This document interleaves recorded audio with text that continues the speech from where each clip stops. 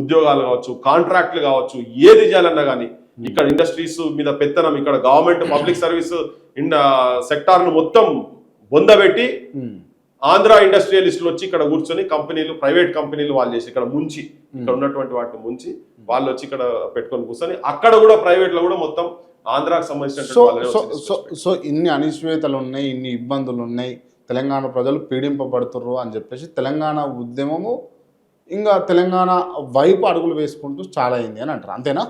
100%. అది రావణ కాష్టం లెక్క ఎప్పుడు కాలితేనే ఉన్నది. ఆ లోపట ఆ నిస్సహాయ స్థితి, ఆ పోరాట పటిమ ఎప్పుడు కూడా అరే ఇది ఎప్పటికైనా కానీ మన సపరేట్ ఇది మంట రగులుతుంది, గుండెలు అందరి గుండెల్లో రగులుతుంది. Right, okay. ఫైనల్లీ తెలంగాణ తెచ్చుకున్నాం. ఎంతోమంది విద్యార్థులు ఆత్మ బలిదానాలు చేసుకురు, ఉద్యమకారులు కొంతమంది, మీలాంటి వాళ్ళు మాత్రం జీవితాలను అంకితం చేసి ఇట్లనే ఇక అంటే ప్రజలకే అంకితం చేస్తూ ప్రజల కోసమే నిత్యం పోరాటాలు చేస్తూ ఉద్యమాలు చేస్తూ గడుపుతున్నారు.